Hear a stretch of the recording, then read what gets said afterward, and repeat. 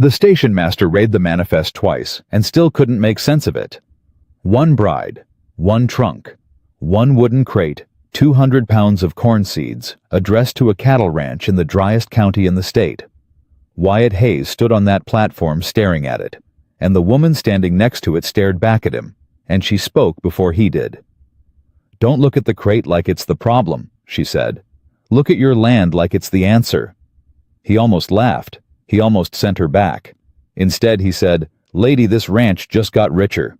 He had no idea how completely he was right. If this story already has you subscribed to this channel right now, leave a comment below telling me what city you're watching from, and don't you dare walk away. I want to see how far this story travels. Now let's go back to Silver Creek, where a cowboy just met the last woman on earth he expected and the only one he'd ever need.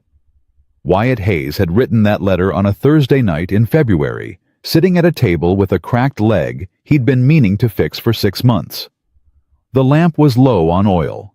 The fire was down to coals. Outside, the wind cut across Silver Creek like it was looking for something to ruin. And inside, Wyatt sat there with a piece of paper and the uncomfortable feeling that he was about to do something a man shouldn't have to do. He wasn't a man who asked for help. He'd built the Hayes Ranch on stubbornness and 14-hour days, same as his father, before him, same as the land demanded. But the drought had been going on 3 years now, and 3 years had a way of grinding a man down to something he didn't recognize in the mirror. His foreman, Pete Dunbar, had suggested it first. "You need a woman, Wyatt." "I need rain." "Well, one of those you can actually order." Wyatt had laughed. Then he'd stopped laughing. Then he'd sat down and written the letter. He kept it simple. He was 34. He owned land 240 acres, mostly dry. He ran cattle, though the herd had thinned these past 2 years. He wasn't much for talking, but he wasn't cruel. He needed someone practical. Someone who understood that a ranch wasn't a comfortable life. Someone who wouldn't expect poetry and wouldn't fall apart when the work got hard. He didn't say he was lonely. He didn't say the house felt like a cave he'd been living inside so long he'd forgotten what sunlight felt like. He just said practical woman, practical arrangement, and he mailed the letter before he could change his mind. 6 weeks later, he got a letter back. Her name was Eliza Boone. She was 29, from a farming family in Ohio. Her father recently passed. She wrote in straight, clean sentences, no flourishes, no apologies, no softness. She said she understood hard work. She said she didn't need a man to take care of her, only a place worth putting down roots. She said she had something to bring with her that she'd explain when she arrived. Wyatt read that last line 3 times. He didn't know what it meant. He decided it didn't matter.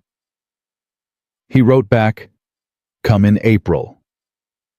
She came in April, and what stepped off the train in Silver Creek was not what the letter had prepared him for. He'd built a picture in his head over those 6 weeks, not intentionally, just the way a mind fills in what it doesn't know. He'd imagined someone quiet, a little worn down by circumstance, someone who needed the arrangement as much as he did, maybe more. Someone he could be kind to, without it costing him anything complicated. Eliza Boone walked off that train like she already owned the ground under her boots. She was tall for a woman, dark hair pulled back without ceremony. She wore a practical traveling dress, dusty from the journey, and she carried herself with the specific kind of calm that doesn't come from ease.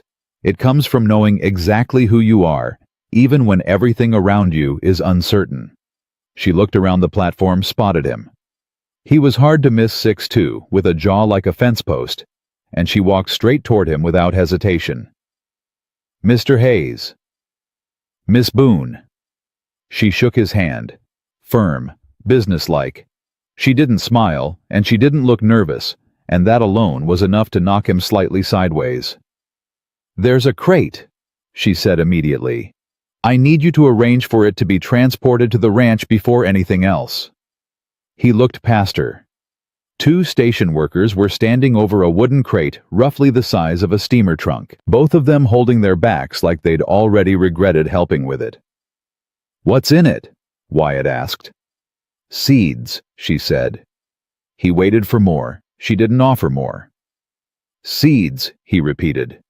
Corn seeds mostly, some winter wheat, a few varieties my father developed over 20 years of work.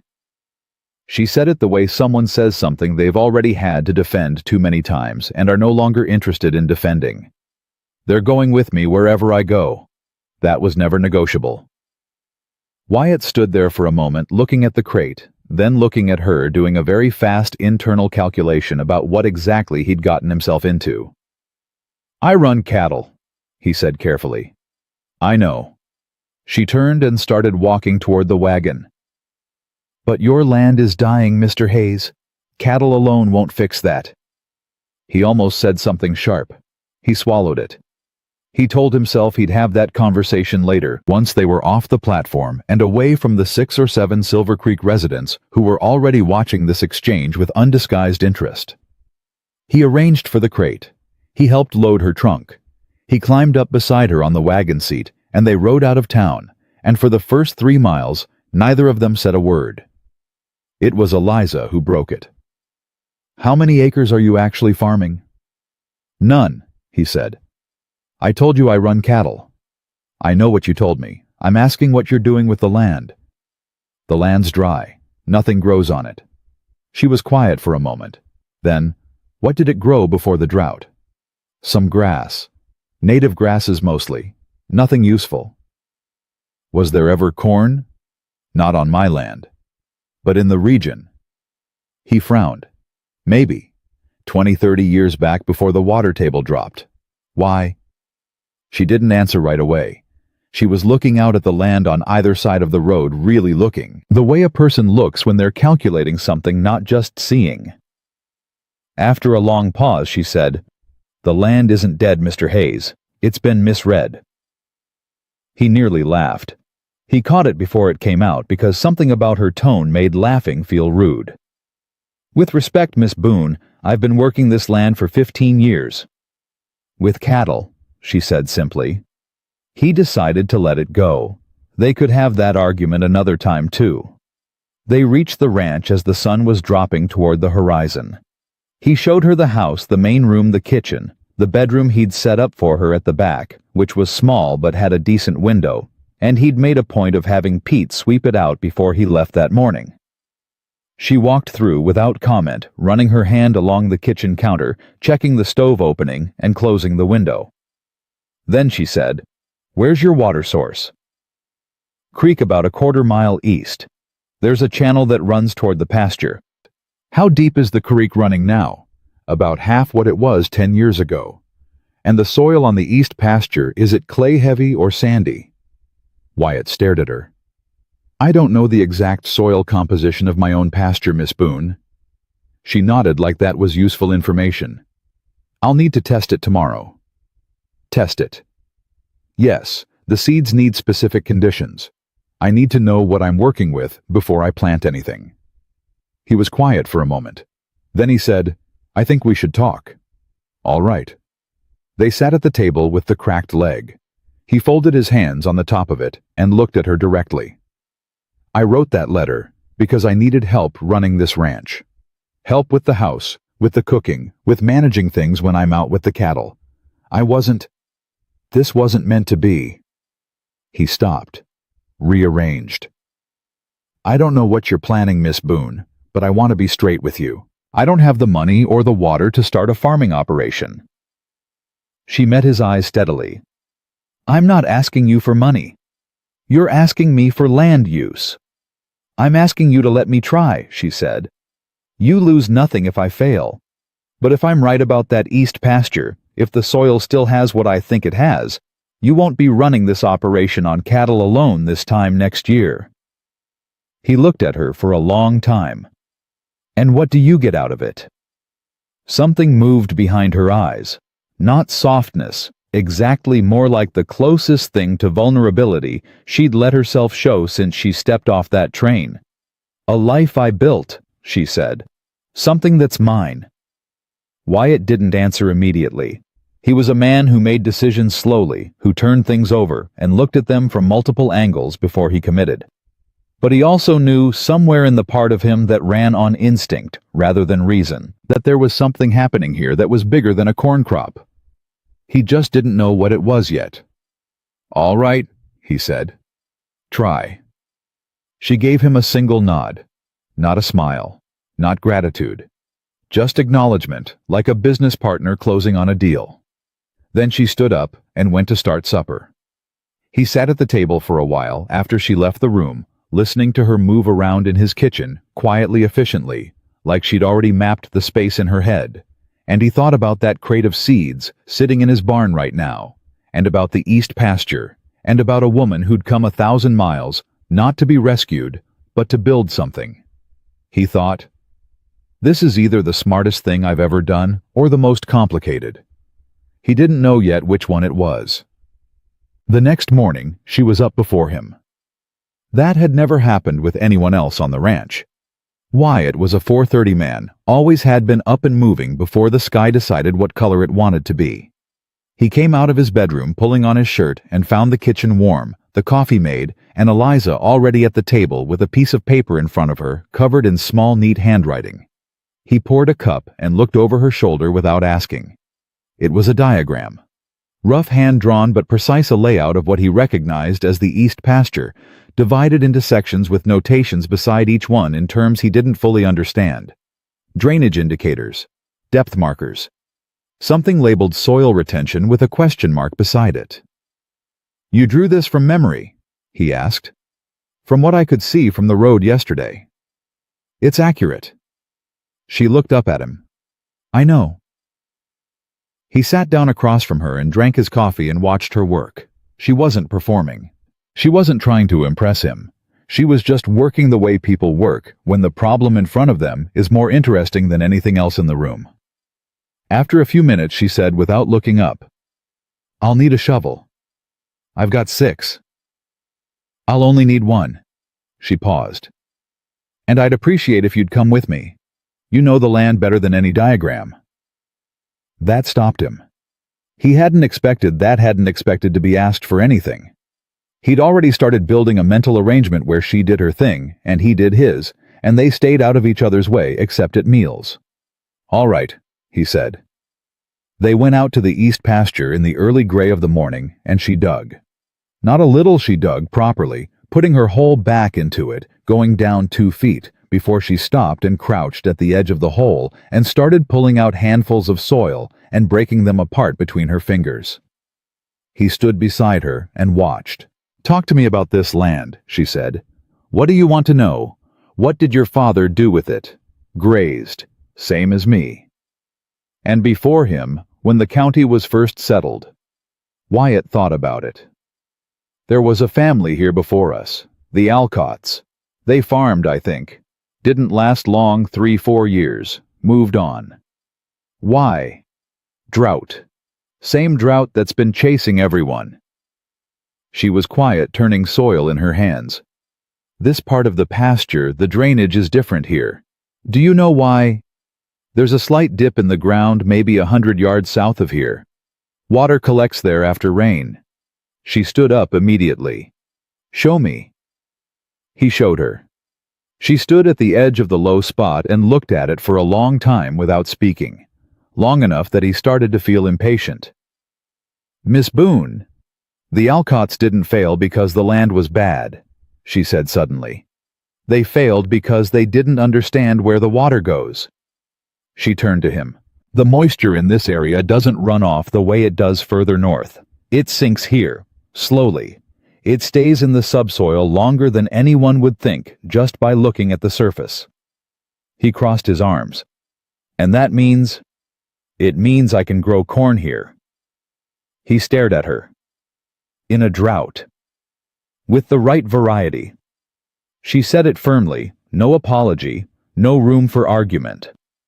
"My father spent 15 years developing a strain that can work with deep subsoil moisture. He tested it in conditions worse than this. It works."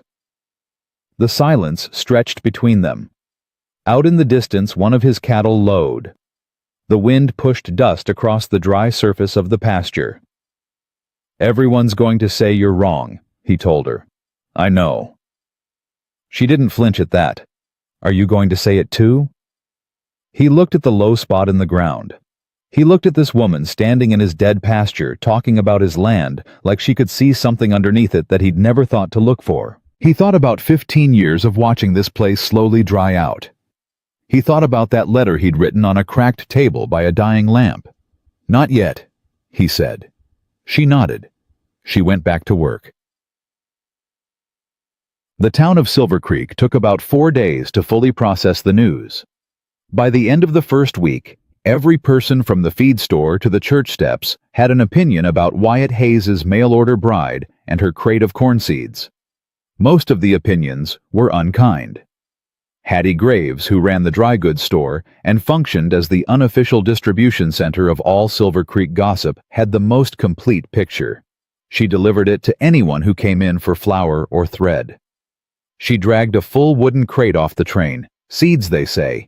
She's planning to plant corn on Hayes land. Corn won't grow in Silver Creek, whoever she was talking to would say. That's what I said. Hattie would nod. Poor thing's clearly not right in the head, or else she's just never seen real drought. Wyatt heard this secondhand from Pete, who'd heard it directly from a woman named Clara who'd been in the store buying ribbon. He didn't say anything to Pete about it.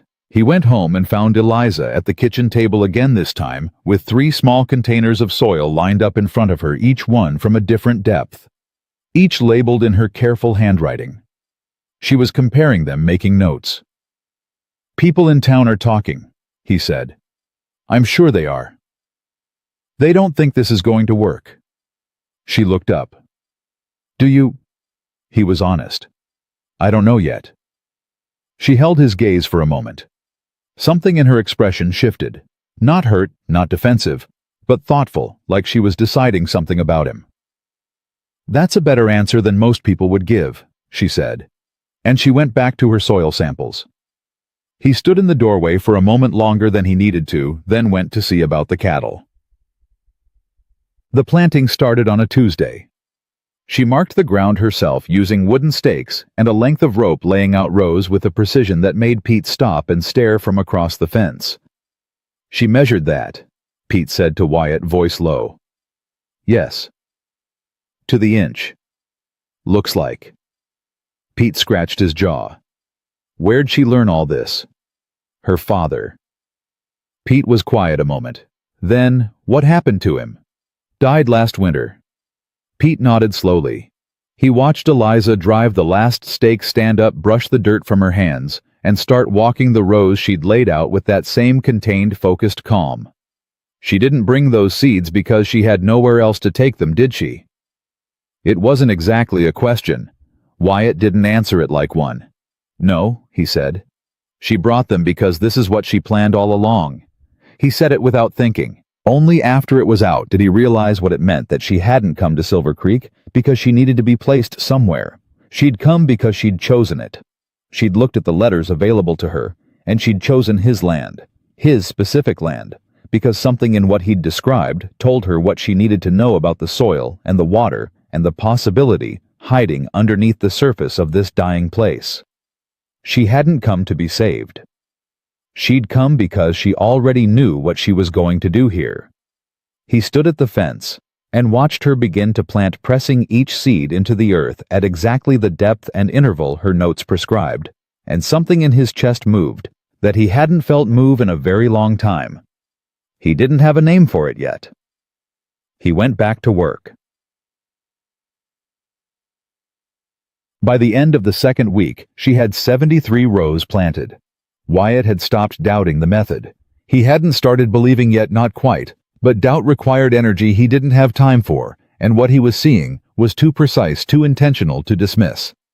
She wasn't guessing. She was executing a plan she'd carried inside her for longer than she'd been in Silver Creek, and every step was exactly what she said it would be. He started asking questions. Not challenging questions, real ones. He'd come out to the pasture in the early afternoon, when the worst of the sun had passed, and he'd walk the rows with her, and ask about the seed depth, or the watering schedule, or how she managed the drainage problem on the north end of the planting area. She answered everything directly. No condescension, no impatience. She talked to him like he was worth talking to. He hadn't realized until that second week how rarely anyone talked to him that way. Pete teased him about it once, lightly in passing. "You're spending a lot of time in that east pasture, boss." "It's my land," Wyatt said. "Sure it is." Pete smiled and didn't say anything else. It was a Thursday evening, the 15th day since she'd arrived, when Wyatt came in from a long day in the south pasture and found Eliza sitting at the table with a letter in front of her. She wasn't reading it. She was sitting with her hands flat on the table on either side of it, and her face was showing something he hadn't seen on it before. He stopped inside the door. "Bad news." She looked up, composed herself so fast he almost missed that she'd needed to. "It's nothing." "It's not nothing. What's the letter?" She was quiet for a moment. Then, "It's from a man named Harlan Crow." Wyatt went still. He knew that name. Everyone in Silver Creek knew that name. "What does Crow want?" he said, and his voice was careful in a way that had nothing to do with being gentle. She looked at him steadily. "He wants to buy the ranch." The silence in the room changed quality. Wyatt pulled out the chair across from her and sat down and put his hands on the table, and for a moment, neither of them said anything. "He's been wanting this land for 3 years, Wyatt said. "I know." She nodded at the letter. "He says he's prepared to offer a fair price. He says the land isn't worth what you think it is." She paused. "He says the farming operation on the east pasture is a foolish gamble, and you'd be wise to sell before you waste more money on it." Wyatt's jaw tightened. "He knows about the corn." "He knows." "In 2 weeks." He looked at her. "Someone told him." "In a town this size," she said, "someone always tells." He sat back. He was quiet for long enough that she spoke again. "He'll come with a better offer next," she said. "And if that doesn't work, he'll find another way." She said it matter-of-factly, without alarm, like she'd seen this before. "Men like Crow always do." He looked at her. "You've dealt with men like Crow." "My father did." Something crossed her face, grief old and contained the kind that doesn't announce itself anymore. "He lost his farm to a man not much different. It's why I left Ohio." She met his eyes. "I didn't come all the way here to let it happen again." Wyatt looked at the letter. He looked at Eliza. He thought about 73 rows of corn seeds pressing into the subsoil of his east pasture, carrying 15 years of a dead man's work. He thought about what was buried in that land that Harlan Crow didn't know about yet. He thought, "You have no idea what you just started." "Write him back," Wyatt said. She raised an eyebrow slightly. "What should I say?" He stood up. "Tell him no." He pulled on his jacket. "Tell him no, and tell him clearly, so there's no confusion about it." She looked at him for a moment. Something passed between them. Not warmth exactly, not yet, but the specific understanding of two people who have just decided to stand in the same direction. "All right," she said. He went out to check the horses for the night. When he came back inside an hour later, the letter was written, sealed, and sitting on the table ready for the morning post. He didn't read it. He trusted what she'd written. He didn't ask himself why. He just put out the lamp and went to bed. And somewhere under 73 rows of dark Silver Creek soil, the first seeds were already deciding what they were going to become. Harlan Crow did not respond to the letter. That was the first sign that something was wrong. Men like Crow always responded. They sent polished words wrapped around veiled threats, gave you the feeling of a conversation while they were already 3 moves ahead. Silence from a man like that wasn't retreat. It was preparation. Wyatt knew it. He didn't say it out loud, but he knew it, and knowing it put a low-grade tension in his shoulders that didn't leave when he slept and didn't soften when he worked.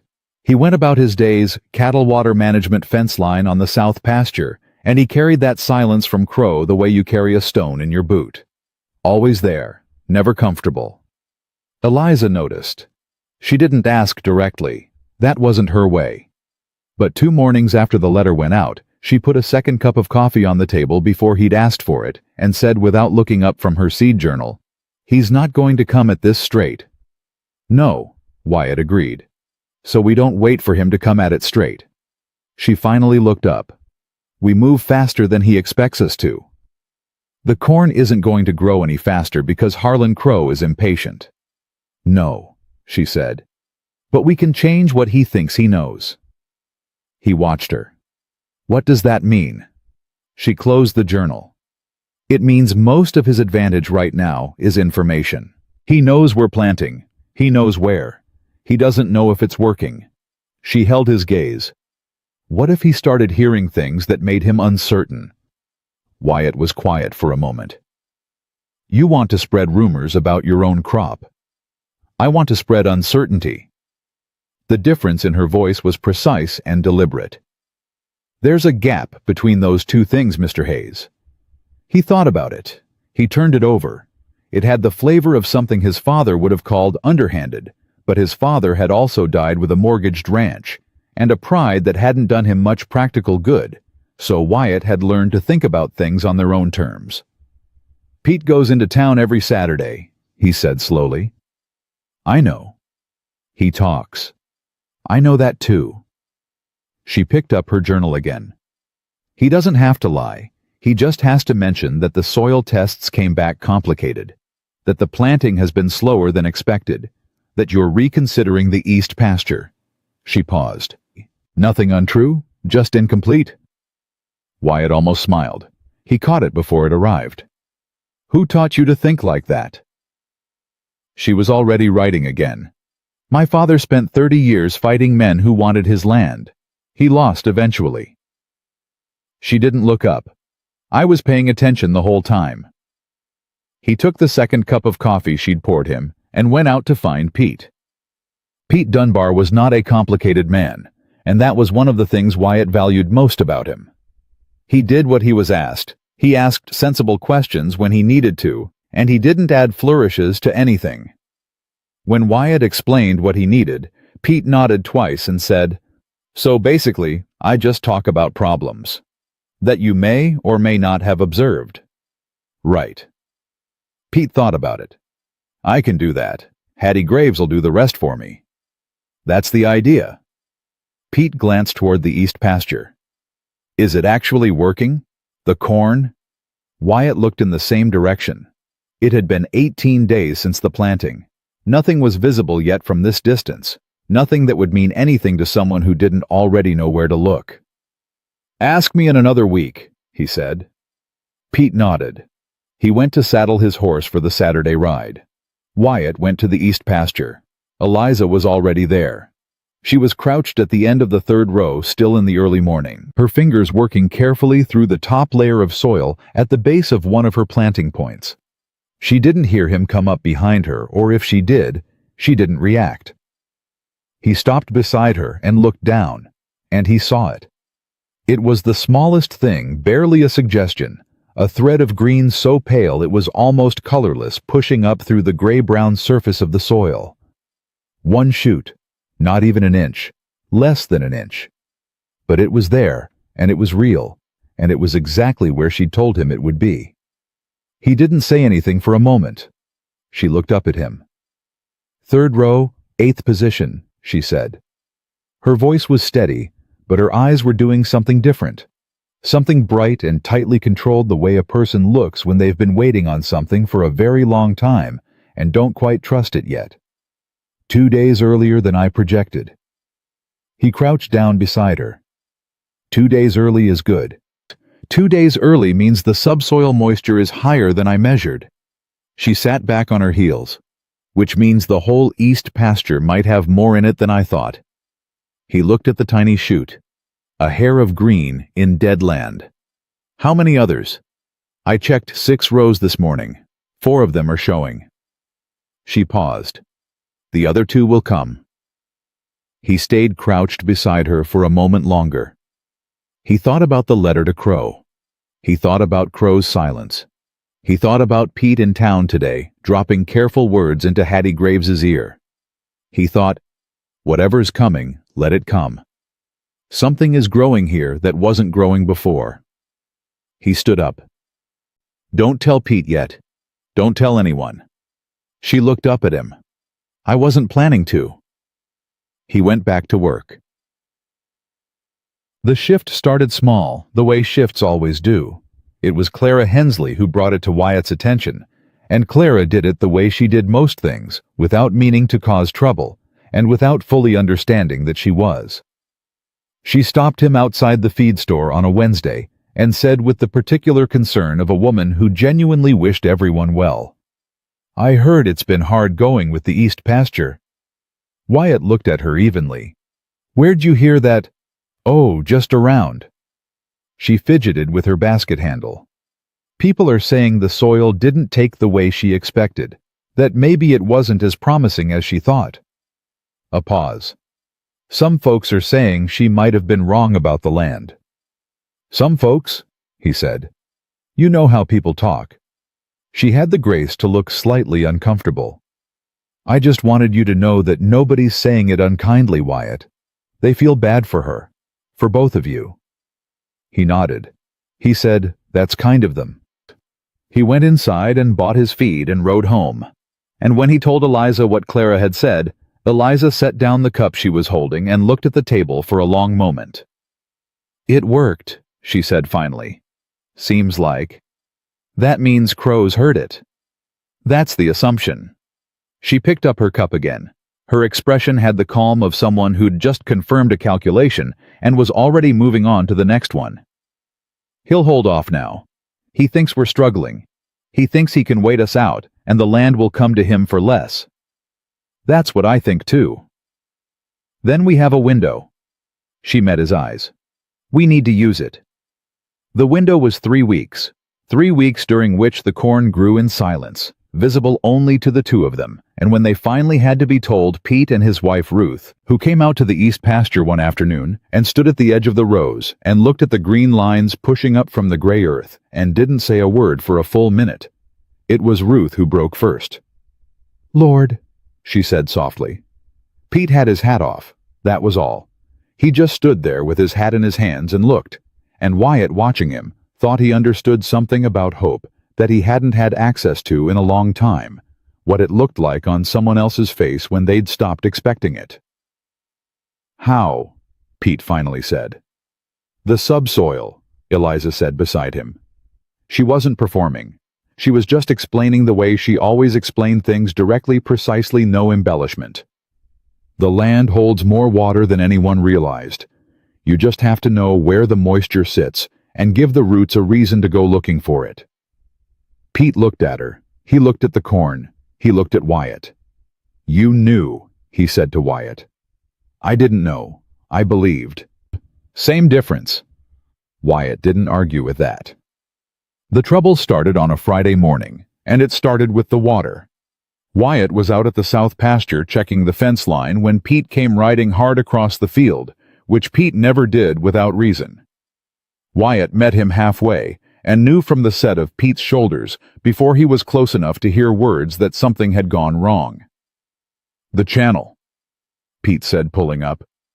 The irrigation channel off the creek. Something's blocking the intake. Wyatt was already moving. Debris. Not debris. Pete's jaw was tight. Rocks. Packed in deliberate. The flows down to a trickle. Wyatt felt the cold come into him. Not anger, not yet, just a very clear, very quiet recognition of what this was. He rode to the channel. He looked at the intake. The rocks were wedged in systematically, not the way water carries things, not the way debris piles up. This was a man's work. 2 men, maybe 3. Done at night or early morning when no one was watching. He crouched at the edge of the intake and looked at the trickle that was left and thought about the east pasture and what it needed to keep growing. He thought about Harlan Crow. He rode back to the house. Eliza was in the kitchen when he came in, and she read his face before he said a word. She stood up from the table. What happened? The irrigation intake. Someone blocked it. She didn't make a sound, but he watched the color change in her face. Not fear, something hotter and harder than fear. And then she was still again and thinking. How long before the rows dry out? He asked. She was already calculating. At the current growth stage, maybe 4 days, 5 if the subsoil moisture holds. She looked at him. How fast can you clear it? I can get the rocks out today, but if they did it once, they'll do it again. I know. She moved past him to the window. He could almost hear her thinking. We need someone watching the intake. I can't pull men off the cattle to watch the creek. No, she turned. But you can ask some of those ranchers on either side of you who also use that water. He stopped. He hadn't thought of that. The McCready brothers, he said slowly. They draw from the same creek. And they have as much reason as you to protect that intake. He looked at her. You think Crow blocked their water too? I think he chose yours because yours was the priority. She met his eyes. But the McCreadys don't know that. And they won't want to wait until he gets to them. He grabbed his hat. He was at the door when she said his name. Wyatt. He looked back. She was standing in the middle of the room, and she was holding herself very straight, and he could see in her face clearly now something she didn't usually let show the actual weight of what this cost her. Not drama, not tears, just the bare fact of someone who had carried something for a very long time and was feeling the full mass of it in this moment. I didn't come here to lose this, she said. The words were quiet and completely level, and they hit him harder than anything loud would have. I know, he said. Neither did I. He went to find the McCready brothers. Tom McCready was a blunt man who didn't like Wyatt Hayes, especially because they'd argued over fence lines twice in the last 5 years and once over a stray bull. But he was a fair man, and he understood water, the way every rancher in a drought country understood water as the difference between survival and ruin. When Wyatt told him what he'd found at the intake, Tom's face went hard in a way that had nothing to do with their history. You got any proof it was Crow's men? Tom said. No proof. But you know whose land is upstream, and you know who's been trying to buy every acre in this valley for 3 years. Tom was quiet. His younger brother Cal stood behind him, arms crossed, saying nothing. Cal was the smarter of the two, and everyone knew it, including Tom. He's not wrong, Cal said. Tom looked at his brother. I know he's not wrong. He looked back at Wyatt. What do you want? I want someone on that intake at night, rotating, your men and mine. Tom crossed his arms.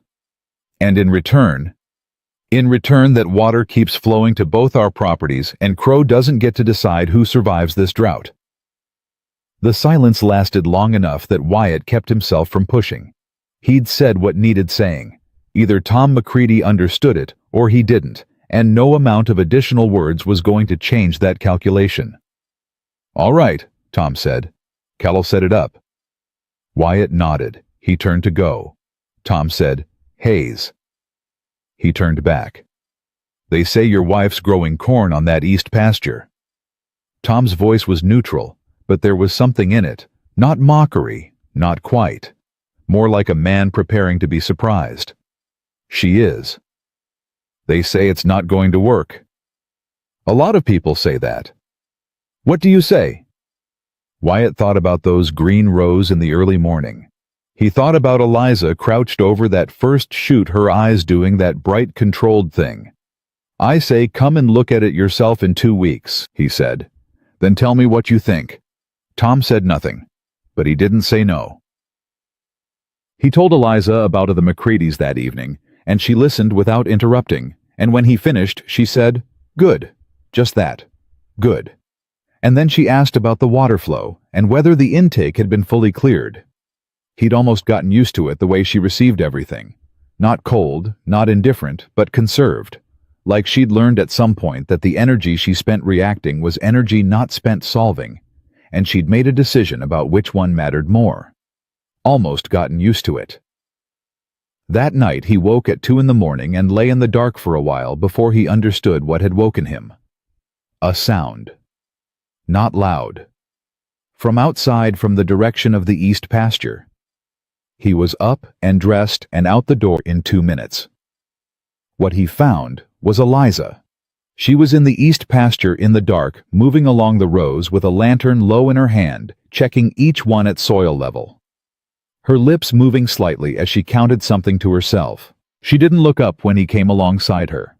"I heard a sound," she said before he could ask. "I thought I needed to check." "Everything all right?" "Yes." She kept moving. "Yes, it's fine. It was just wind." He walked beside her. Neither of them spoke. He held the lantern when she needed both hands to check a row, and they moved in silence through 73 rows of corn in the middle of a Silver Creek night, and by the time they reached the end of the last row, something had shifted between them that neither of them had language for yet. She stood at the end of the rows and lifted her face toward the sky, and let out a breath that held more in it than she probably meant to let him hear. "It's going to make it," she said quietly.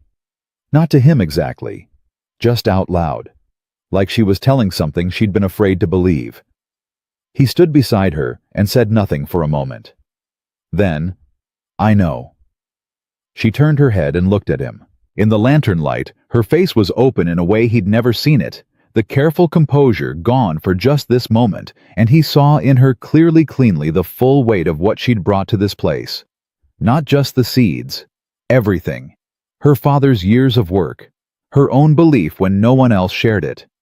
The particular courage of a person who bets everything on something invisible. He thought, "I am looking at the bravest person I have ever met."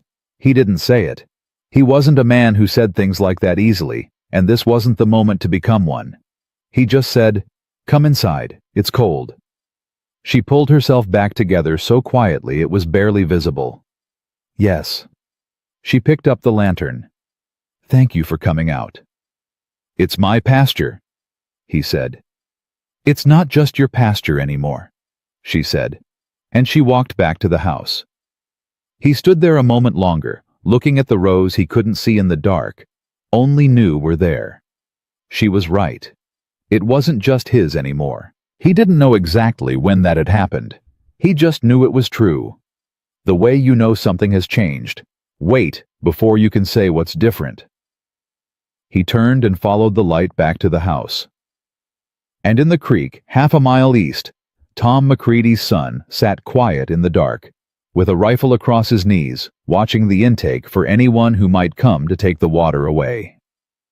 Tom McCready came to the east pasture on a Thursday morning 12 days after Wyatt had stood in his yard and told him to come see for himself. He didn't announce it. He just rode up, tied his horse at the fence, and walked the rows in silence with his hat in his hand, the same way Pete had done. And when he reached the end, he stood there for a long time without speaking. Eliza was at the far end of the field, checking the growth markers she'd driven into the soil at planting. She'd clocked Tom's arrival the moment he came through the gate, and she'd kept working deliberately, the way she always kept working when someone came to look. Not ignoring them, just not performing for them either. Tom walked to her. "How tall will they get?" he asked. "Full height, 8-9 feet by August if the moisture holds." She didn't look up from her notebook. "These rows will be shoulder high by early July." Tom was quiet. Then, "My grandfather grew corn. Before the drought came in '58. Said there was nothing in the world like a good corn stand in July." Eliza looked up then. Something in her face softened just slightly. He was right. Tom turned and looked at the rows again. At the green that was undeniable now, not a thread of a suggestion like it had been 3 weeks ago, but actual plants, actual height leaves unfurling with the specific confidence of something that has decided it belongs where it is. "Crow's going to come harder when he sees this," Tom said. "Yes," Eliza said. "You ready for that?" She closed her notebook. She looked at Tom McCready with the directness that Wyatt had learned meant she was about to say something she'd already thought through completely. "I've been ready for that since before I got on the train in Ohio, Mr. McCready." Tom looked at her for a long moment. Then he put his hat back on. "Kell'll keep the watch on the intake. Tell Hayes we'll keep it up as long as needed." He walked back to his horse and rode out without ceremony. And Eliza watched him go, and when she turned back to her rows, there was something in her posture that hadn't been there before, not relief exactly, but the particular steadiness of someone who has just confirmed they are not as alone as they feared. Wyatt had watched the whole thing from the fence. When she looked his way, he just nodded. She nodded back. They both went back to work. The second letter from Harlan Crow arrived on a Monday, and this one was not polished. The first letter had been careful. Formal language, reasonable tone, the surface texture of a fair business offer. This one was stripped of all that. It was 2 paragraphs direct, and what it said under the professional language was simple. The price he'd offered before was the best Wyatt would see, the land wasn't worth what Wyatt thought it was, and decisions made in sentiment rather than sense had a way of costing men everything. Wyatt read it at the kitchen table. He read it twice. Then he set it down and looked at Eliza, who was watching him from across the table. "He's nervous," she said. "He's threatening. Same thing from a man like Crow." She turned the letter toward herself and read it again. He heard about the corn. The real corn, not Pete's version. Someone told him what it actually looks like now. The McCready's. No, Tom McCready's not that kind of man. She set the letter down. "Someone from town came out here. I saw a man I didn't know on the road past the east pasture fence last week. I should have said something." Wyatt looked at her. "You didn't know who he was. I thought he was just passing through." She said it with the specific quiet of someone holding themselves accountable. "I should have asked." He was quiet a moment. He wasn't going to make it worse than it was. Crow would have found out eventually.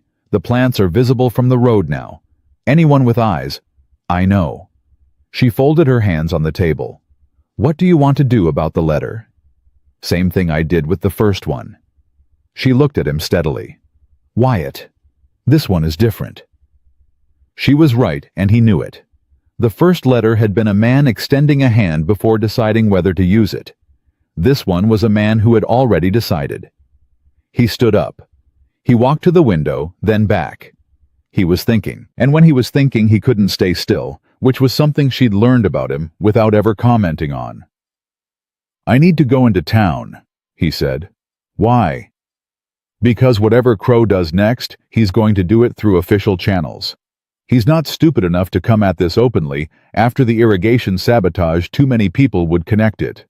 He'll find something with paper behind it. A land claim, a water rights dispute, something with the county office." Eliza went very still. "A prior claim." He looked at her. "What?" "That's what he did in Hollis County 4 years ago." She said it like she was reading from something she'd memorized. "A rancher named Aldous Burke. Crow found an old territorial land survey that put a disputed boundary through Burke's best pasture. By the time the county finished sorting it out, Burke couldn't afford the legal fees and sold." Wyatt stared at her. "How do you know about Aldous Burke?" "Because I researched Harlan Crow before I ever got on that train." She met his eyes without flinching. "I told you I chose this land, Wyatt. I chose it knowing he was here. I chose it because I had a plan for him too." The silence in the room was the loudest it had ever been. He sat back down. He looked at her across the table, this woman who had shown up with a crate of seeds and a dead man's knowledge, and what he had assumed was simply the determination of someone with nowhere else to go. And what he was understanding now fully for the first time was that she had come here knowing the enemy. She had done her research. She had mapped the terrain, the obstacle, and all before she set foot on it.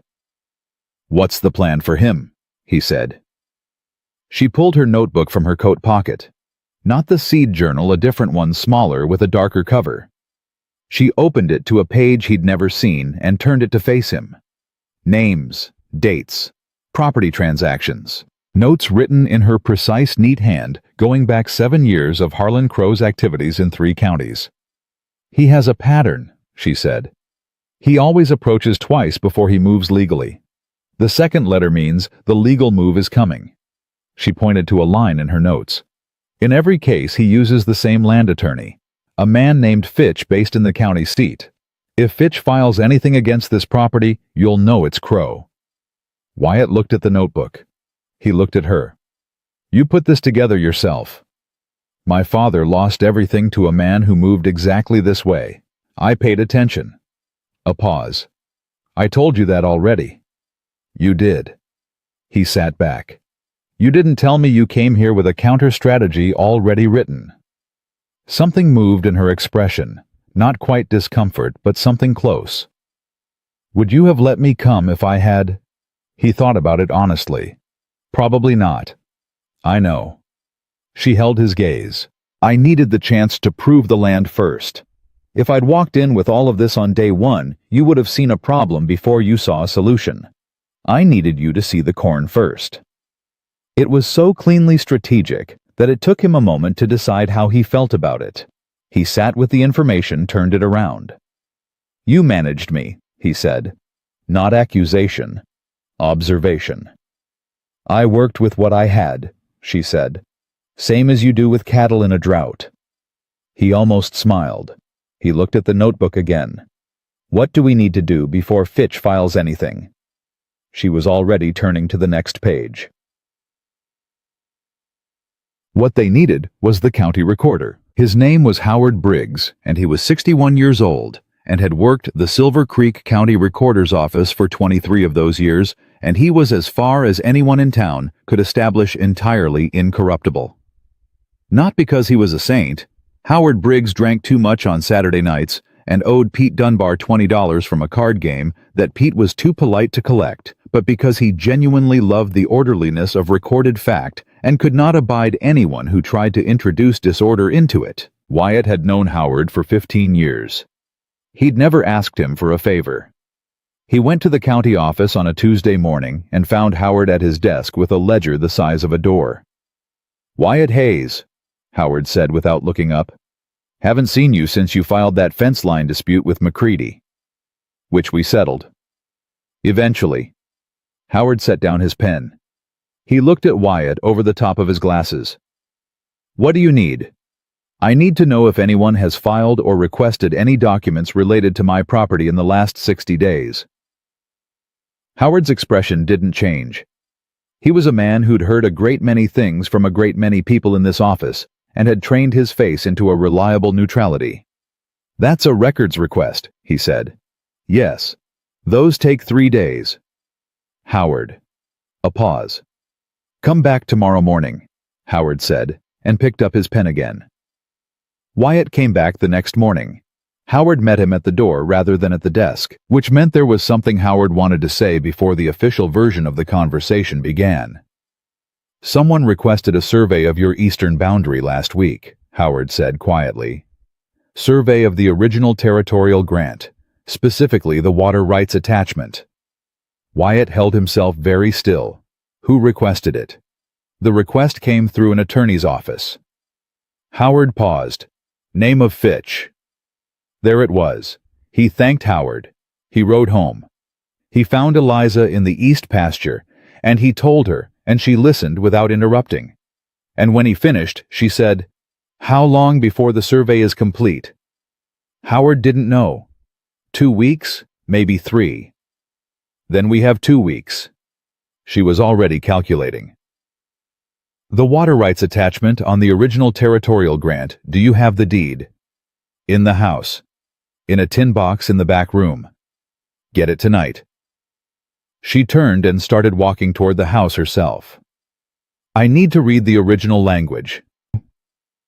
He caught up with her in 2 strides. Eliza, what are you looking for? She kept walking. The Alcott family. The people who had this land before your father. They farmed it. That means they had a working irrigation right tied to the creek, not just a water access right. Those are 2 different things under territorial law, and if the original deed specifies farming use... She stopped walking and turned to him abruptly, and there was something blazing behind her eyes that he'd never quite seen at full brightness before. If it specifies farming use, then the water rights on this property are stronger than a grazing-only claim. Crow can't touch them. He stared at her. If the deed says that. Yes. She held his gaze. Get the deed tonight. He got the deed. He brought the tin box to the kitchen table that evening, and she went through it with the lamp pulled close and her notebook open beside her, and he sat across from her and watched her read with the concentration of someone diffusing something that could go either way. An hour passed. 2. She turned a page. She stopped. He leaned forward. Her finger was on a line of text.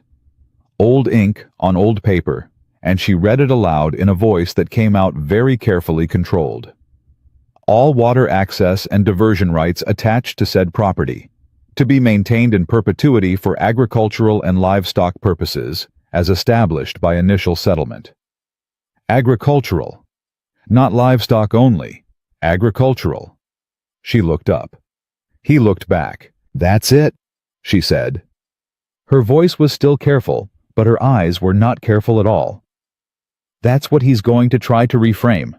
He's going to argue that a cattle operation doesn't constitute agricultural use, under the original language that the water rights should revert to a simple access right that he can then contest. But the farming, she touched the notebook. The farming on the east pasture doesn't just make the ranch more valuable, it protects the water rights. It activates the original language. Wyatt looked at the deed. He thought about 73 rows of corn, now standing knee-high in the east pasture. He thought about Eliza arriving with her crate of seeds. He thought about all the things he hadn't understood on that platform when she stepped off the train and asked him where the driest soil was. You knew, he said. She didn't deny it. I suspected. I needed to see the deed to be certain. The corn isn't just a crop. No. She held his gaze steadily. It never was. He sat back in his chair. Something was moving through him that was too large and too complex to name quickly. Not anger, not exactly, though there was something in the vicinity of that. More like the feeling of being inside a story that was much bigger than the one you thought you were in, and looking up to see the actual dimensions of it for the first time. You used my land, he said. I improved your land, she said. Her voice was steady, but the steadiness cost her something. He could see that. And I saved your water rights. And I brought you a harvest in a drought that was going to take this ranch inside of 2 more years. She paused. I know I didn't tell you everything from the start. I know what that cost in terms of trust, and I'm not going to pretend it didn't. Another pause. Quieter now. But I am telling you now, because now you need to know. The lamp flickered between them. He looked at her for a long time. He looked at the deed. He looked at his own hands on the table, the hands of a man who'd been fighting a losing war with the land for 3 years and hadn't understood until this moment that the tide had turned, and when it had turned, and who had turned it. What do we do with the deed? He finally said. She let out a breath. We file a copy with Howard Briggs tomorrow, formally. On record before Fitch finishes the survey. We document that active farming is occurring on the property and cite the original language. She was back to the plan, back to the precision, but her eyes were watching him carefully. If it's on record before Fitch files anything, Crow has no ground. And if Fitch already filed, then we fight it. She said it without hesitation. With the deed, with Howard's records, with Tom McCready's testimony about the irrigation sabotage if it comes to that. He nodded slowly. He was quiet for a moment. Then, why Silver Creek, Eliza, out of every dry county in every state? Why this ranch? She looked at the table. For once, she wasn't immediate with her answer. She turned it over. Your letter, she said finally. You wrote that the land was mostly dry and the herd had thinned and you needed someone practical. She looked up. Most men wrote about themselves. What they'd built, what they owned, what they could offer. You wrote about the land, what it was, what it wasn't anymore. A pause. That told me you paid attention to the land. Not just what it could do for you, what it actually was. She looked back down. I needed a man who paid attention to land, because what I was bringing needed that. He didn't speak for a moment. Then he said, I'll ride to Howard's first thing in the morning. She nodded. She started gathering the papers back in the box with her careful hands. He watched her. He thought about everything she'd carried onto that train in Ohio. The seeds, the notebooks, the plan, the grief for her father. The 15 years of his work packed into a wooden crate, all of it aimed at a piece of land she'd chosen from a letter written by a man who was paying attention. He thought, she didn't just bring seeds, she brought everything. And across the east pasture in the dark and the quiet of a Silver Creek night, the corn grew taller without being watched. Certain unhurried drawing from the deep water that had been waiting underground all along, needing only someone who understood where to look. Howard Briggs filed the copy of the deed at 8:14 in the morning, and he did it with the particular satisfaction of a man who understood exactly what he was doing and why it mattered. Wyatt stood at the counter and watched him stamp the document and enter it into the ledger, and when Howard slid the receipt across the counter, he said without looking up, Fitch hasn't filed anything yet, as of this morning. I know, Wyatt said. You got here first. Howard finally looked up. Don't let anyone tell you timing doesn't matter in this business. Wyatt folded the receipt and put it in his coat. Is there anything else Crow can do through this office? Howard considered it. He could challenge the validity of the original survey, argue the boundary lines were never properly established under statehood law since the grant was territorial. He paused. That's a longer fight, more expensive, and it only works if there's no active use of the land consistent with the original grant terms. There's active farming on the east pasture. Then document it, Howard said. Photographs if you can get them, witness statements, dates of planting acreage, crop type.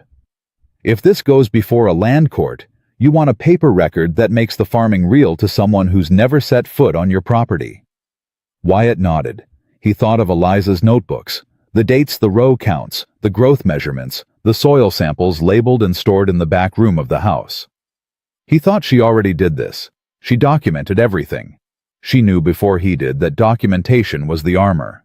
He rode home and told her what Howard said. She went to the back room and came out with a stack of notebooks, 3 of them, and set them on the table.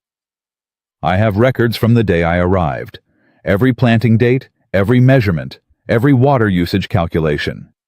She set her hand on the stack. And I need you to get 2 witnesses to come out and formally observe the crop.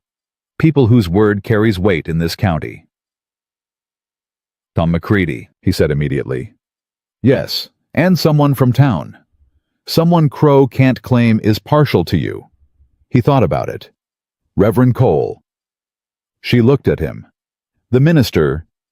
He's been in Silver Creek 30 years. He's not partial to anyone, he makes a point of it. And no one's going to call him a liar in a land court. She was quiet a moment. Then, ask him. But Reverend Cole came out on a Saturday afternoon and walked the east pasture the way a man walks through something that has changed his understanding of a thing he thought he already understood. He was 67 thin, with the unhurried movements of a man who had long since stopped being surprised by most of what the world showed him. He was surprised now. He walked the full length of the rows. He asked Eliza 2 questions about the planting method, and she answered both directly. At the end he stood and looked back at the length of the corn, which was at chest height now on a man, and he said very quietly, Your father's work. Yes, Eliza said. And he's gone. Last winter. The Reverend was quiet for a moment. He would have liked to see this. Something moved across Eliza's face that she didn't manage to contain completely. It was there, and then it wasn't, but Wyatt saw it. He was standing close enough to see it, and it was the most unguarded thing he'd ever seen from her, and it cost him something in his chest that he couldn't account for. Yes, she said. He would have. Cole signed the witness statement Eliza had prepared. He signed it carefully with the full weight of a man who understood what his signature meant. On the way out, walking beside Wyatt toward the fence, Cole said quietly, She's extraordinary. Wyatt said nothing. I'm not sure you fully know that yet, Cole said. Wyatt looked at him. The Reverend gave him a small, uncomplicated smile and mounted his horse. Wyatt stood at the fence a long time after he rode out. The news that something was filed at the county recorder's office reached Harlan Crow the same day Howard Briggs entered it in the ledger, which meant Crow had someone inside the office or very close to it. Wyatt didn't know who and didn't spend energy trying to find out. What mattered was what happened next. What happened next came faster than he expected.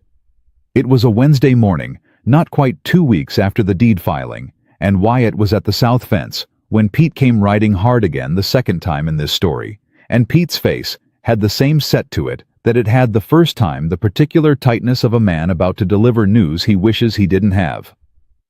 "Crow's in town," Pete said. Wyatt turned. "Since when?" "Rode in this morning. He's at the Silver Creek Hotel. He's brought 3 men with him and a man that people are saying is a lawyer, not Fitch, someone else from the Capitol." Wyatt absorbed this. He escalated. He didn't just escalate. Pete hesitated. The hesitation was unlike him. "Wyatt, he's been talking to people. Around town. I heard it from Clara, who heard it from the woman who does laundry for the hotel. He's been telling people the farming operation on your property is violating water compact agreements. That your irrigation use is drawing more than your legal share from the creek and affecting downstream properties." Wyatt went very still. "That's a lie. I know that, you know that. But he's saying it to the people who don't know that, and some of them are listening because their own wells are low and they're scared, and scared people need somewhere to put it." Pete looked at him steadily. "He's not just fighting you legally, Wyatt. He's turning the town." Wyatt didn't answer immediately. He looked at the south fence. He thought about water compacts and downstream agreements, and scared people in a drought county who needed someone to blame. And he thought about Harlan Crow sitting in the Silver Creek Hotel, explaining things in that careful, reasonable tone that men like Crow used when they were doing their worst work. He thought, he's moving on 2 fronts at once. Legal and social. Because one without the other isn't enough anymore. He rode home. Eliza listened to all of it without moving. She was standing at the kitchen counter when he told her, and she stayed there, and her face went through something he could follow if he was paying attention. The calculation, the reassessment, the quick pivot to the new terrain. "He knows the deed filing is solid," she said. "That's why he changed tactics." "Yes. He can't beat it legally on its own, so he needs the town against us. If enough people believe the water compact story, it creates pressure on Howard, on the county commissioner, on anyone who might testify for us." She turned to face him fully. "He wants people to see the corn as the problem, something that's taking from them. Can he make it stick? Not with the facts. Our water usage is documented. It's within any reasonable compact interpretation, and Tom McCready's irrigation share hasn't changed since we started." She pressed her hands flat on the counter. "But facts don't matter as much as fear in a drought. So what do?" She looked at him. "We go into town."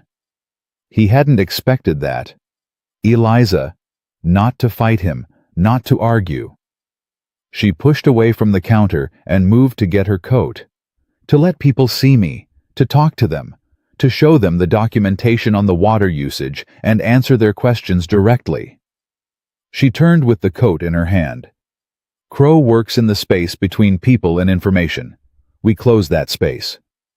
He looked at her. He thought about this woman in the middle of Silver Creek, in front of people who had been calling her a foolish bride since she arrived, standing there with her notebooks and her direct gaze and her willingness to answer every question without flinching. "They haven't been kind to you," he said. "I know." She put on the coat. "I'm not asking them to be kind. I'm asking them to be fair."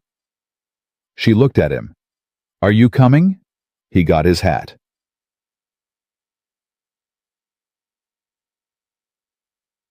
Hattie Graves's dry goods store was as good a place as any. because Hattie was the center of the information network, and whatever happened at Hattie's happened everywhere in Silver Creek by sundown. When Wyatt and Eliza walked in, there were 4 women inside, and Hattie behind the counter.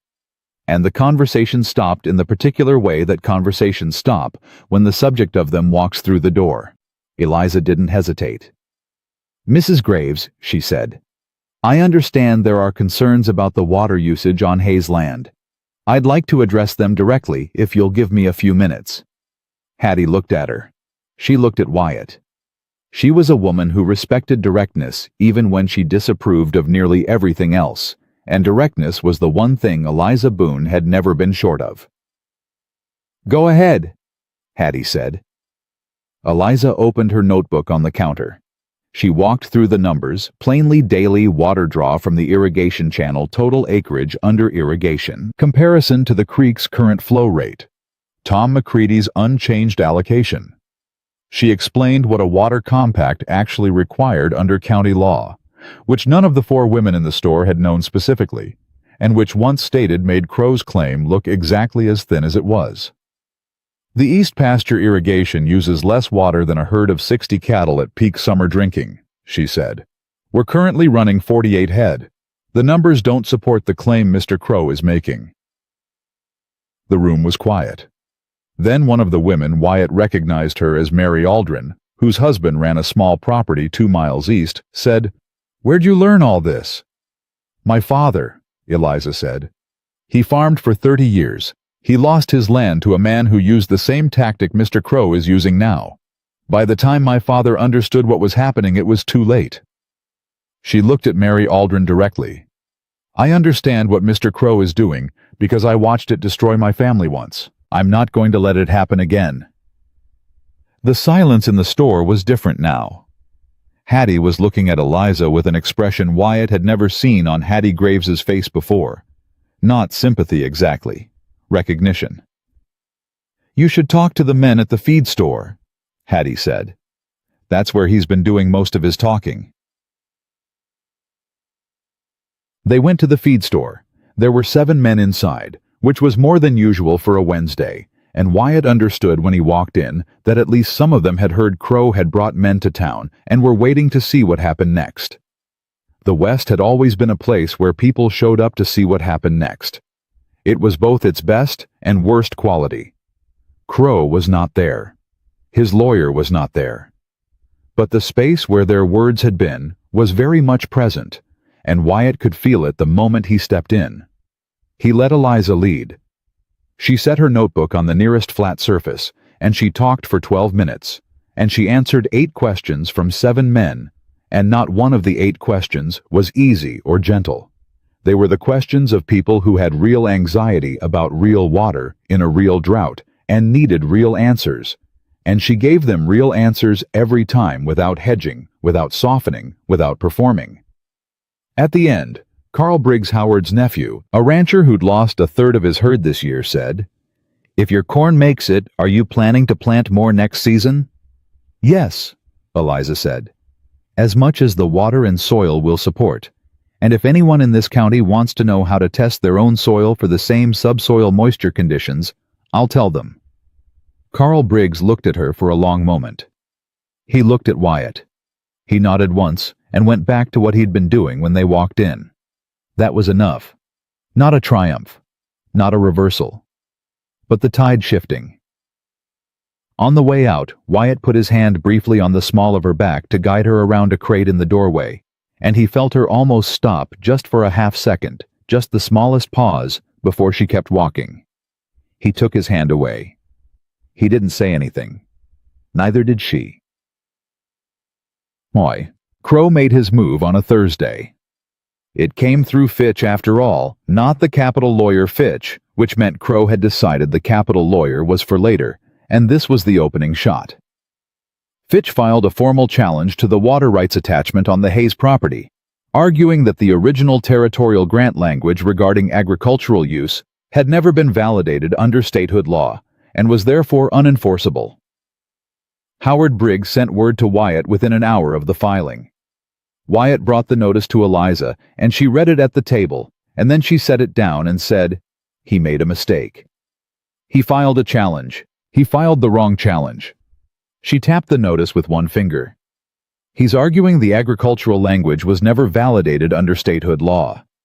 But he's wrong about when validation occurred. It wasn't under statehood law. It was under the Federal Land Act of 1875, which supersedes statehood interpretation for original territorial grants in this region. She looked up. If he'd argued the farming operation itself, he might have had something to work with. But this is the wrong statute. A land court will see that in 20 minutes. Wyatt stared at her. Are you certain? My father fought this exact argument in Ohio in 1871 and won. She said it without drama, just fact. I know the statute. I know the case law. He sat down heavily. We need an attorney. We need someone who can write a response citing the correct federal statute before Fitch's filing advances past the preliminary stage. She was already reaching for her notebook. Do you know any attorneys in the county seat? 1. A man named Garrett Walsh. He's handled a few property disputes around here. Get him out here today. He got Walsh out there by late afternoon. Walsh was 53, careful, and had the demeanor of a man who had seen most things and was rarely startled. He was startled by Eliza. Not visibly, he was too professional for that, but Wyatt could see it in the slight pause Walsh took the first time she cited the 1875 federal statute, the pause of a man recalibrating who he was talking to. Walsh spent 2 hours with her going through the deed, the filing, the notebook documentation, and her notes on the federal statute. At the end he said, "This is a solid response. The statutory argument is correct. Fitch either doesn't know his federal land law or is banking on the idea that you don't." He was banking on the second, Eliza said. Walsh looked at her. I'll draft the response tonight and file tomorrow morning. He glanced at Wyatt. She should be here when we do. She will be, Wyatt said. Walsh left. Pete, who had been sitting quietly in the corner through most of it, looked at Eliza and then at Wyatt and said, Is this almost over? Not yet, Eliza said. But it's closer. After Pete left, the house was quiet. Wyatt poured 2 cups of coffee without being asked and set one in front of her and sat down.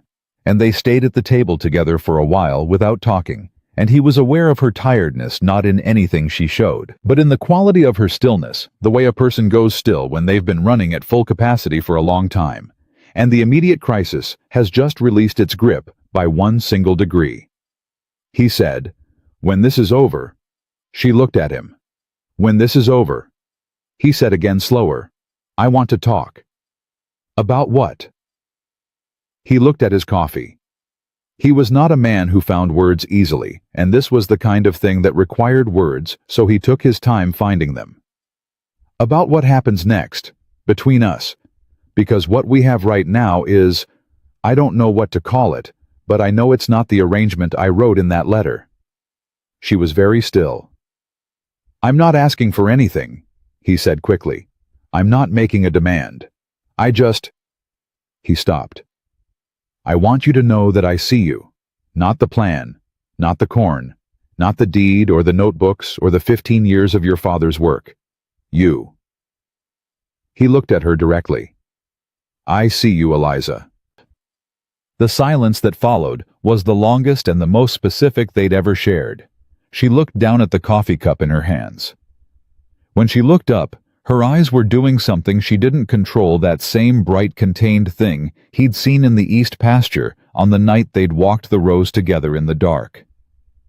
When this is over, she said very quietly. When this is over, he agreed. He didn't push. He understood that she needed the battle won before she could let herself want anything beyond it, that the armor she'd built herself in Ohio, in 30 years of watching her father fight and lose, didn't come off easily or all at once. He could wait. He'd learned over the past weeks that some things needed to be waited for, that the most important things drew from something deep and slow and couldn't be rushed without being damaged. He'd learned it from her. He picked up his coffee and she picked up hers, and outside the Silver Creek night pressed in around the house, and somewhere in the east pasture The corn stood in the dark at shoulder height, certain and unhurried, everything underneath it holding. Garrett Walsh filed the response at 9 in the morning on a Friday, and by noon the county seat had it, and by 3 in the afternoon, Wyatt received word through Howard Briggs that the Preliminary Review Board had flagged Fitch's filing for a statutory deficiency hearing, which meant Fitch had 48 hours to either amend his argument or withdraw. Pete heard the news and came into the kitchen with his hat in his hand and the look of a man who wanted to celebrate but wasn't certain the ground was solid enough yet. "Does this mean it's done?" "It means Crow has 48 hours to decide how much this is worth to him," Eliza said. She was at the table with Walsh's copy of the filing, reading it again the way she read everything, completely nothing skimmed.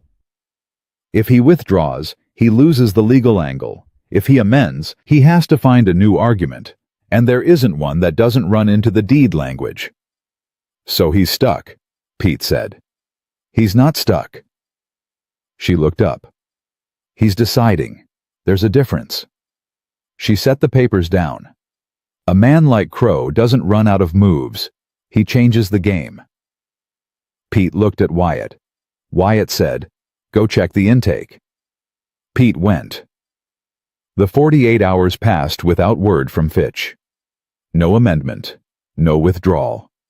Just silence, which Wyatt had learned by now was Crow's way of saying he was working on something that didn't need paperwork.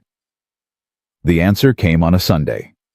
It came in the form of 3 men on horseback at the east fence line before dawn, and it was Cal McCready who found them, not Wyatt's men, because Cal had extended the watch rotation without being asked after Pete mentioned the Fitch situation 2 days earlier. Cal was the kind of man who did things before he was asked when he thought they needed doing, and that quality likely saved the crop. He rode to the house and hammered on the door at 5 in the morning, and Wyatt was up and dressed and outside in under 3 minutes. 3 men, Cal said. "East fence, far corner. They had something with them.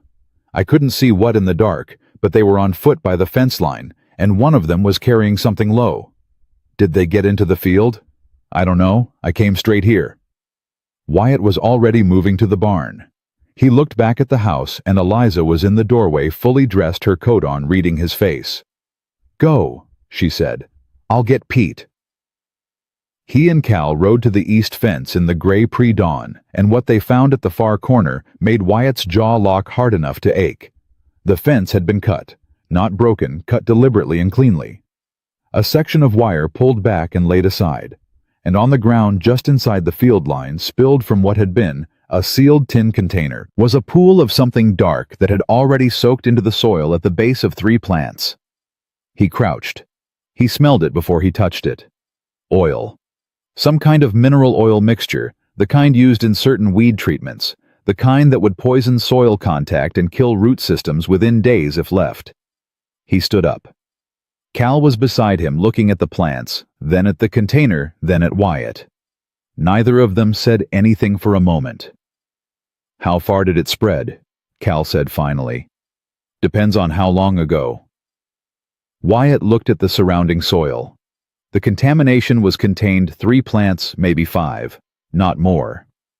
Cal had gotten there before they finished. They were interrupted. "They ran when they heard me coming." "You saved the crop, Cal." Cal shook his head. "My grandfather ran cattle on land that dried up and died because no one helped him hold it. I wasn't going to watch that happen to someone else."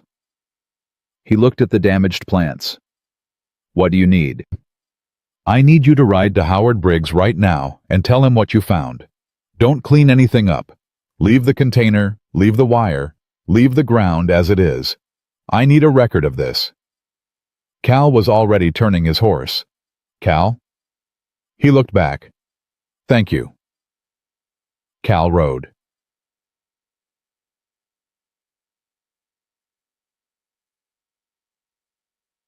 Eliza arrived at the east fence 10 minutes later with Pete beside her, and she went straight to the damaged section without speaking and crouched at the soil line and smelled the ground the same way Wyatt had.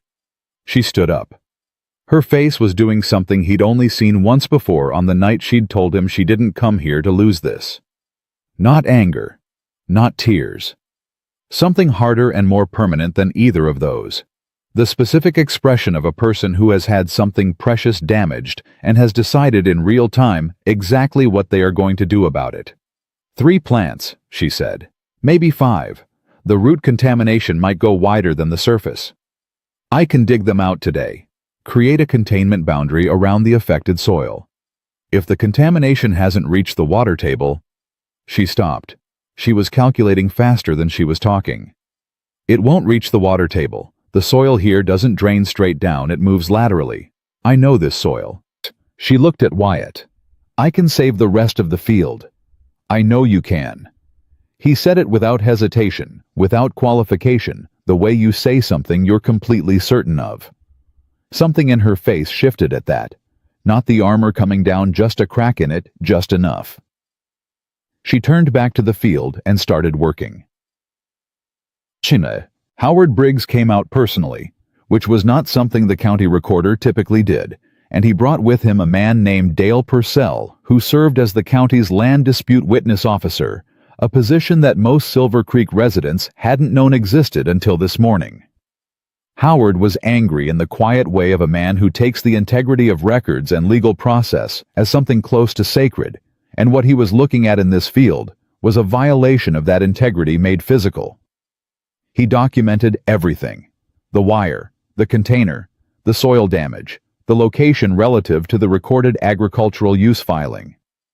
He did it methodically and without comment, and when he was finished, he said to Wyatt, "This constitutes criminal interference with a recorded agricultural operation. That's a different matter than the land dispute." "I know. Do you want to pursue it?"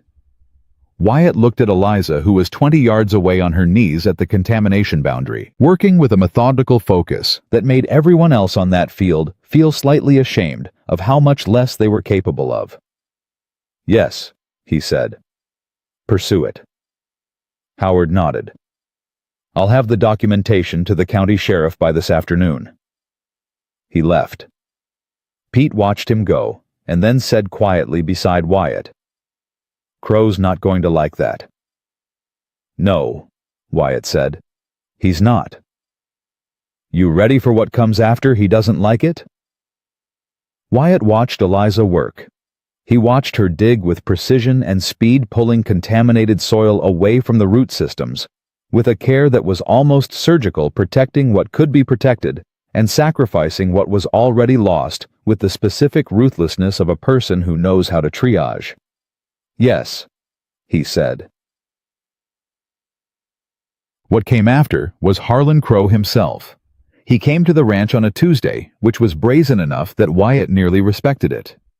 He came alone, no lawyer, no hired men, and he knocked on the front door like a man paying a social call. And when Wyatt opened it, Crow was standing there in good clothes, with his hat in his hand, and an expression of practiced reasonableness that had probably worked on a great many people in his life. He was 55, broad through the shoulders, with gray at his temples, and the specific look of a man who had won enough to believe that winning was simply his natural condition. "Mr. Hayes," he said, "I'd like to talk." Wyatt looked at him for a long moment. Then he stepped back from the door. Crow came in. He saw Eliza at the table. She hadn't moved when she heard the knock, had stayed exactly where she was with her notebook open.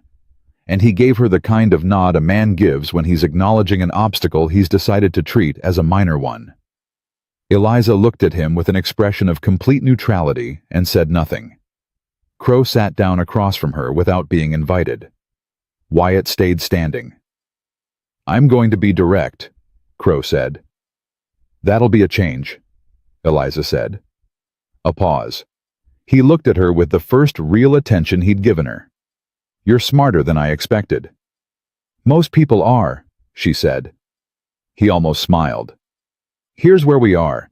The filing is a problem I can manage. The criminal complaint is an irritation my men acted without my instruction, and I'll deal with that internally." He said the last part as though it were a minor administrative matter. "But the real issue is that this land has something I need, and you have something I can use." He looked at Wyatt. "I'm prepared to offer a partnership." The word landed strangely in the room. A partnership. Wyatt said. Your water rights properly documented and now legally bulletproof, thanks to your filing combined with my capital and my regional land holdings, would create something significant in this valley. I'm not your enemy, Hayes. I'm a practical man who made a miscalculation about how far you'd fight. He spread his hands on the table. I can work with people who fight. The room was silent. Wyatt looked at Eliza. She was looking at Crow with the focused attention of someone reading fine print. You're offering to buy in, she said. I'm offering to partner.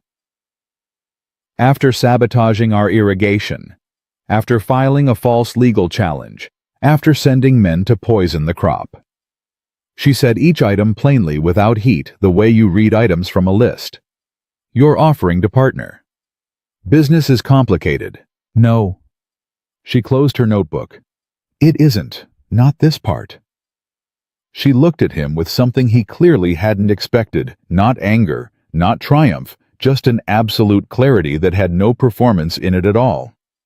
You came here because you thought we'd be desperate enough to take whatever you offered. We're not desperate, we're not selling, and we're not partnering. The criminal complaint stands. The water rights are recorded. The crop will make it to harvest. She held his gaze. You've run out of moves, Mr. Crow. Crow looked at her for a long time. He looked at Wyatt. Wyatt said, You heard her. Something moved in Crow's face. The practiced reasonableness slipped just briefly, and underneath it was the expression of a man who is not accustomed to the word no coming from a direction he underestimated. He put his hat back on. He stood.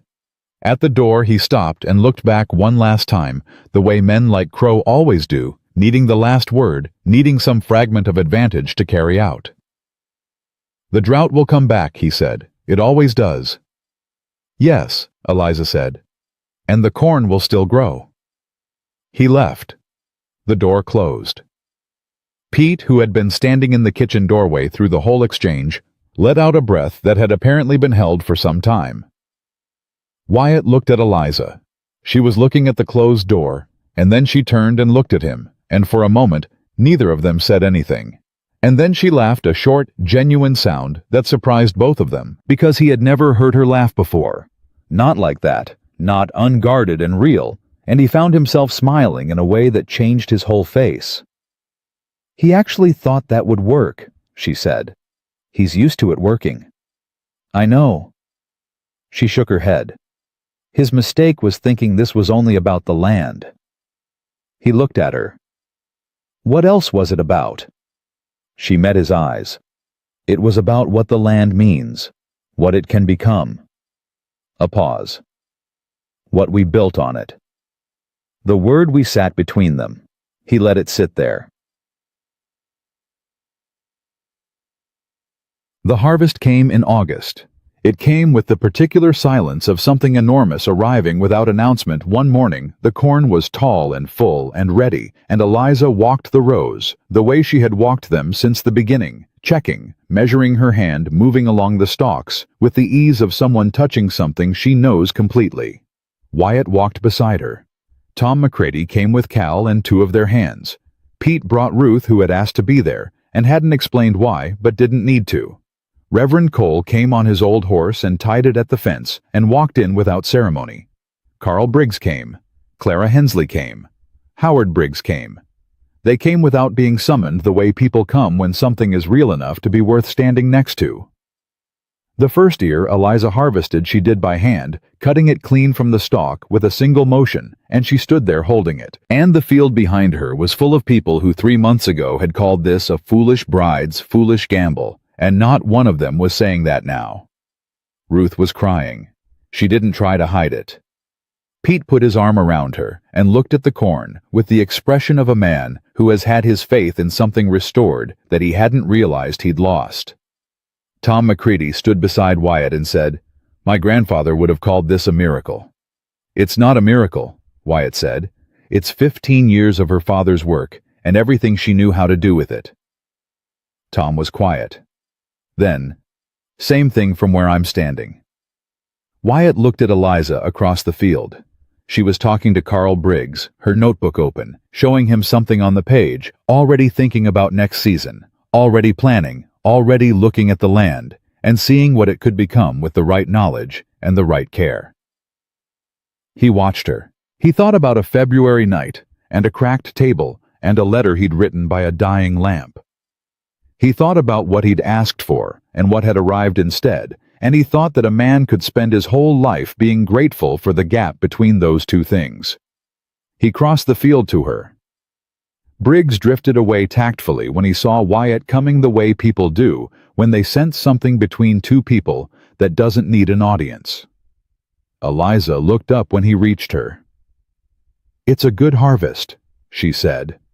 Not the biggest the contaminated section had cost them, and the late-season dry spell had thinned 2 rows at the north end, but real and solid and undeniably here. "Yes," he said. "Next season, if we extend the planting to the north section and redirect the secondary irrigation channel, we can increase yield by 1/3. I've been looking at the soil data and—" "Eliza." She stopped. He looked at her directly. He had spent a lot of time in his life not saying the things that needed saying, and he had made a decision somewhere between August and now that he was done with that particular habit. "I told you when this was over we'd talk," he said. "Yes. It's over." She looked at him. The notebook was still open in her hand, the pen still in her fingers, and she looked at him with the full weight of everything she was. The 15 years of her father's work, the plan she'd carried alone across 1,000 miles, the armor she'd built in Ohio and worn every day since, and underneath all of it, the woman who had walked the rows in the dark because she couldn't sleep for worrying about something she loved. "What do you want to say?" she asked. Her voice was quiet. "I want to say that I'm done calling this an arrangement." He looked at her steadily. "And I'm done pretending I don't know what you are to me." She was very still. "You didn't come here to be my wife," he said. "I know that. You came here for the land, for the crop, for your father's work. I know all of that." He held her gaze. "But you stayed for more than that. We both did." He paused. "I'm asking you plainly and without any kind of arrangement around it, stay. Not because of the ranch, not because of the corn, because I want you here." The harvest field was full of people, full of voices, and the sound of corn being cut and horses at the fence, and in the middle of all of it, Eliza Boone stood still and looked at Wyatt Hayes, and the armor came down, not piece by piece, but all at once, the way it comes down for a person who has finally decided they are safe enough to let it. "I chose this land," she said. Her voice was rough at the edges, in a way he'd never heard before. "I chose it off a letter. I chose it before I ever set foot on it. I know. I need you to understand what that means." She looked at him with everything showing the grief for her father, the years of planning, the fear she'd never spoken out loud, that the land would fail and the seeds would have nowhere to go, and everything her father built would end with her. "I didn't come here willing to fail. I came here because I believed in this place before you did." "I know that too," he said. "I've known it since the first morning you were up before me with a diagram of my own pasture." He reached out and took the notebook from her hand and closed it gently and held it because she needed her hands free for what came next. "You believed in my land before I did. Now I'm asking you to believe in this." She looked at his hand holding her notebook. She looked at his face. Then she said very quietly, "I already do." He took her hand. She let him. Behind them, Pete said something to Ruth that made her laugh, and Tom McCready called something across the field to Cal, and Reverend Cole stood at the edge of the north row with his hat off and his face turned up in the particular expression of a man quietly thanking something he believes in. And the corn stood tall across the whole of the east pasture, green and full and undeniable. Everything the drought had said was impossible, made true by a woman who had understood the land before she ever touched it. That evening, when the others had gone, and the last of the harvest was stacked and accounted for, Wyatt and Eliza sat on the porch together in the cooling air, and she had his hand still, or he had hers. Neither of them could have said where one ended and the other began. And the ranch spread out around them in the early dark, the cattle quiet in the south pasture, the corn rows standing in the east, the creek running in the distance with its steady, unhurried sound. "I thought I ordered a bride," he said. She looked at him. In the dark, her face was open and real and entirely her own. "No," she said, and the warmth in her voice was something new, something she had been keeping in reserve for a moment exactly like this one. "You wrote a letter to the land. I just answered it." He looked out at everything they had built, the crop that wasn't supposed to grow, the water rights that were stronger now than they'd ever been, the ranch that had been dying and was alive, and the woman beside him who had seen all of it before it existed and had crossed 1,000 miles to make it real. He tightened his hand around hers. This was not the life he had written in that letter. It was larger than that and harder and more fully his than anything he had ever owned, because it was not something he had been given or something he had simply endured, but something the two of them had fought for together, side by side in the same direction. And what they had built on this dry and doubted ground would stand for every season that came after, because the roots went deeper than anyone who hadn't believed in it would ever understand. Silver Creek had called it impossible. The land had called it impossible. The drought and Harlan Crow and 3 years of dying soil had all said the same thing. They were all wrong. And the corn standing tall and certain in the August dark knew it first.